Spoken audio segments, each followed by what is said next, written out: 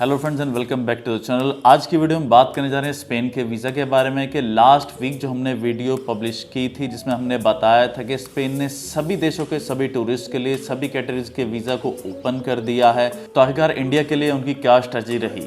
दूसरा पॉइंट होगा कि फ्रांस ने भी सभी देशों के लिए अपने सेम तरीके से वीज़ाज को ओपन कर दिया है, तो उसके बारे में हम आपको इन्फॉर्मेशन देंगे।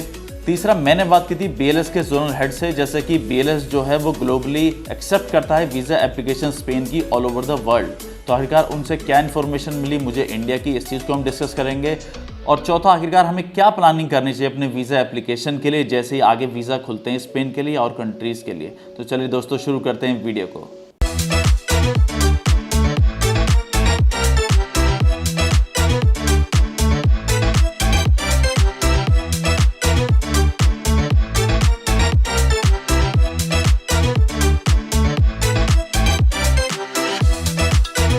दोस्तों, जैसे कि लास्ट वीडियो में हमने पब्लिश किया था कि स्पेन ने सभी टूरिस्ट के लिए सभी कंट्रीज के लिए अपने टूरिस्ट वीज़ा के विंडोज़ को ओपन कर दिया है और सभी टूरिस्ट को वेलकम कर रहे हैं। और वाकई में हुआ भी ऐसे ही, स्पेन ने अपने देश के दरवाजे टूरिज्म के लिए सभी देशों के लिए खोल दिए और पहले दिन 6000 टूरिस्ट स्पेन में आ भी गए। जितने भी टूरिस्ट स्पेन में आए थे उनके लिए वही गाइडलाइंस थी कि उनको दोनों डोजेज वैक्सीनेशन के कंप्लीट होने चाहिए और उसके 14 दिन बाद ही वो ट्रैवल कर सकते हैं स्पेन में।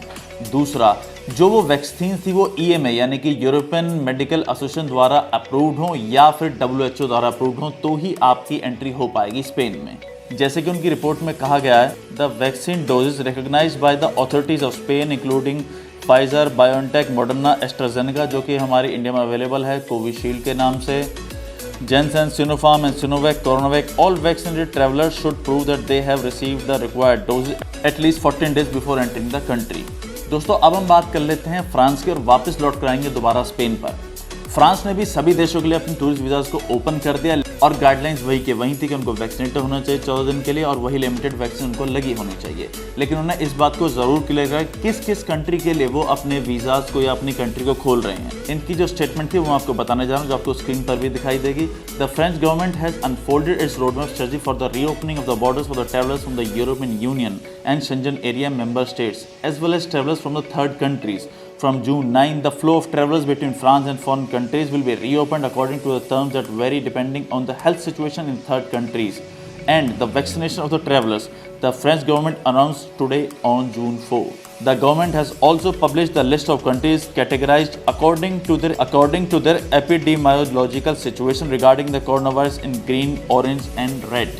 From Monday, the arrivals from the countries in the green list will be able to enter the French metropolitan territory without the need to provide proof of their purpose of entry, undergo multiple tests or quarantine. The travelers from the green list who are not vaccinated, however, will have to present a proof of PCR or antigen test taken within the last 72 hours before they travel to France. दोस्तों, France ने तो कुछ ज़्यादा ही छूट कर दी। France ने tourism के लिए अपने देश में आने वाले ट्रैवल्स के लिए 3 कैटेगरीज को डिफाइन किया। एक थी ग्रीन लिस्ट, एक थी ऑरेंज लिस्ट और तीसरी थी रेड लिस्ट जिसमें हम आते हैं। तो जो कंट्रीज ग्रीन लिस्ट में थी उनको अगर वैक्सीनेटेड वो नहीं है तो भी अपने RT-PCR टेस्ट और एंटीजन टेस्ट के साथ वो फ्रांस में एंटर हो सकते हैं विदाउट एनी क्वारंटाइन। साथ ही ऑरेंज लिस्ट वालों को भी उन्होंने जो कि पूरी तरह वैक्सीनेटेड थे उनके पास अपने फाइनल सर्टिफिकेट्स। फ्रांस के अनुसार जो ग्रीन लिस्ट थी उसको मैं आपके सामने और बता देता हूँ। Currently the following countries are in the France green list, European Union and Schengen area countries, यानी कि 26-27 जो भी देश हैं शेंजन एरिया के वो सारे के सारे कवर हो गए। साथ में ही यूरोपियन देश जैसे UK भी उसमें शामिल है। अब बात करते हैं थर्ड कंट्रीज की, जिनमें पहले आता है Australia, south Korea, Israel, Japan, Lebanon, New Zealand और सिंगापुर। तो दोस्तों, बात वहीं के वहीं इंडिया को इसमें स्पेस नहीं मिली है। दोस्तों, अब कंटिन्यू करते हैं स्पेन पर। स्पेन ने ये स्टेटमेंट दी थी, on the other hand the country has not made any exemption for the travellers from high risk countries including here arrivals from India, Brazil, South Africa due to high infection rates and spread of coronavirus mutations. Those who come from areas included on the list of risk countries will have to undergo a random document check that will look at their departure point and its incidence rate, the Spanish government said. दोस्तों, इसका मतलब ये है कि अभी जो high risk countries जैसे कि इंडिया, ब्राज़ील, साउथ अफ्रीका और भी कई देश हैं जिनको अभी एंट्री प्रोहिबिटेड है स्पेन में।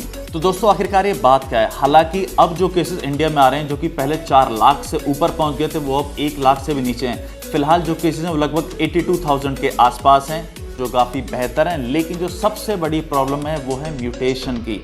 जैसे कि अलग अलग म्यूटेशन कोरोना वायरस में आए और जो B.1.67 जिसको अब नाम दे दिया गया है WHO द्वारा डेल्टा का, जो कि बहुत रैपिडली फैलता है और उसके जो रिजल्ट्स है वो बहुत ही घातक हैं। जैसे कि आपने पूरे ऑल ओवर इंडिया देखा किस तरीके से ऑक्सीजन की शॉर्टेज हुई। प्रॉब्लम है वो म्यूटेशन है, जो म्यूटेशन इंडिया में है वो बहुत ही डेडली है। इसी वजह से अभी जो बाकी देश हैं वो सोच रहे हैं कि अभी कुछ दिन रुका जाए और उसके बाद ही इंडिया की स्थिति को देखते हुए आगे बढ़ा जाए। दोस्तों, मैंने बात की थी BLS, जो कि ऑथराइज्ड है ग्लोबली स्पेन के वीज़ा एप्लीकेशन हैंडल करने के लिए। उनके एक जोनल हेड से, मैं उनका नाम आपको डिस्क्लोज नहीं कर पाऊंगा, लेकिन अभी मैं आपको उनकी जो मेरी बात हुई मैं आपको सुना देता हूं। उन्होंने क्लियरली ये कह दिया कि अभी जून में हमारे पास किसी तरीके की कोई भी इंफॉर्मेशन नहीं है इंडिया में वीज़ा एप्लीकेशन सेंटर्स को ओपन करने के लिए।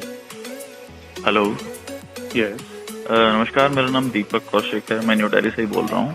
हाँ जी, बताइए। मुझे ये पता करना था, आप BLS का शायद कॉन्ट्रैक्ट है अब इसे स्पेन का वीज़ा एप्लीकेशन कराने में। ग्लोबल पार्टनर है इसके। हाँ जी, हाँ जी। रशिया में भी शायद अब BLS ही है। हाँ, सब जगह पूरे वर्ल्ड में हमारा ही है स्पेन। हाँ, तो अभी क्या कोई नई अपडेट आई है जी? जैसे दिखा रहे हैं 7 तारीख से कह रहे थे, तो अभी इंडिया में है कुछ? नहीं, ऐसा कुछ नहीं है। इंडिया, श्रीलंका, नेपाल, बांग्लादेश, पाकिस्तान, इन सब के लिए नहीं है। अच्छा, अभी कोई अपडेट इनके लिए नहीं है 7 तारीख के आगे भी, मतलब अभी कुछ नहीं? नहीं, अभी पूरे मंथ कोई नहीं है। चलिए, ठीक है सर, बहुत बहुत शुक्रिया। ओके। तो दोस्तों, आखिरकार अब आपको करना क्या है और मुझे क्या लगता है कि आखिरकार स्पेन का वीज़ा या शेंजन वीज़ा खुलेंगे भी या नहीं। दोस्तों, पिछले साल तक मुझे उम्मीद बिल्कुल नहीं थी, इसलिए मैंने कभी भी ये वीडियो बनाकर ये नहीं कहा कि ज़रूर खुलेंगे। मैंने कहा था कि अभी कोई उम्मीद नहीं है और आगे कभी पता नहीं है, लेकिन मुझे इस बार उम्मीद जागी, क्योंकि जिस तरीके से स्पेन और बाकी देशों को टूरिज्म की चिंता हुई है और हर जगह से इसका उन्होंने एक सोल्यूशन निकालने की कोशिश की है, चाहे वो वैक्सीनेशन हो, RT-PCR टेस्ट हो। तो अभी जहाँ तक मेरा ख्याल है कि इंडिया की स्थिति और सुधर जाए, और सबसे इम्पॉर्टेंट ये था कि जहाँ पर कोविड इन्फेक्शन का रेट जो है 4 लाख से भी ऊपर था और वो घट के 82-84,000 के आसपास इंडिया में आ गया। उसके बाद भी बाकी नेशन जो है वो वीज़ा नहीं खोल रहे। इसमें जो सबसे अहम भूमिका निभाएगा वो होगा हमारा वैक्सीनेशन। दोस्तों, जहाँ तक मुझे लगता है, जब तक 40-50% हमारे कंट्री में वैक्सीनेशन कंप्लीट नहीं हो जाते, जब तक मुझे कोई उम्मीद नहीं लगती शेंजन जोन में वीज़ा स्टार्ट होने की। तो दोस्तों, मेरी आपसे रिक्वेस्ट है कि सबसे पहले तो आप अपने आप को वैक्सीनेट कराएं, और जो लोग कोवैक्सीन से वैक्सीनेट हो चुके हैं उनको बिल्कुल चिंता की ज़रूरत नहीं है, क्योंकि कोवैक्सीन ने भी अपना अप्रूवल डाल रखा WHO में। जैसे ही वो अप्रूव होगा वैसे ही कोवैक्सीन भी EU की लिस्ट में शामिल हो जाएगा। जो कुछ लोग इन भाई साहब की तरह कह रहे हैं कि वैक्सीनेशन नहीं लगवाना, उनको भी देख लीजिए, वो भी वैक्सीनेट हो गए हैं आखिरकार। नहीं लगवाऊंगा अभी वैक्सीन, मैंने अपनी बात कह दी और वो भी बीजेपी लगाई, उसका भरोसा करूंगा मैं? अरे जाओ भाई। तो आपको किसी की कही सुनी बात पर विश्वास नहीं करना है और अपने आप को सबसे पहले तो वैक्सीनेट कराएं। दूसरा, अपनी प्रोफाइल को तैयार करें। अभी जून का महीना चल रहा है, उसके बाद जुलाई है, फिर अगस्त है। जहाँ तक मुझे लगता है कि अगस्त तक तो कोई उम्मीद लग नहीं रही है वीज़ा शुरू होने की इंडिया में।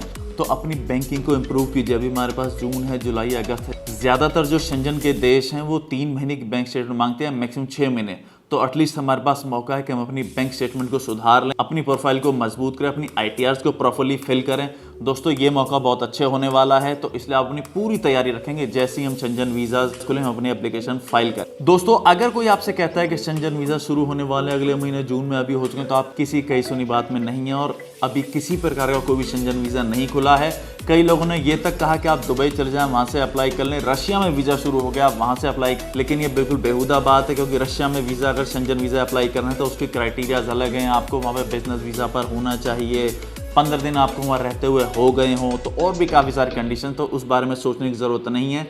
आपको सफिशिएंट टाइम मिल गया है तो अपनी प्रोफाइल को तैयार करें और ज़रूर हमें शेंजन वीज़ा मिलेगा। दोस्तों, ये एक छोटी सी वीडियो मैं आपके लिए लेके आया था। आगे जो भी इन्फॉर्मेशन होगी मैं आपको अपडेट करूंगा। दोस्तों, अगर वीडियो अच्छी लगी तो चैनल को सब्सक्राइब करें, वीडियो को लाइक ज़रूर करें, अपने दोस्तों तक शेयर करें, जिससे बाकी लोगों को भी सही इन्फॉर्मेशन मिल पाए और वो किसी भी ठगी का शिकार नहीं हो। तो चलिए दोस्तों, मिलते हैं अगली वीडियो में, तब तक के लिए जय हिंद, वंदे मातरम।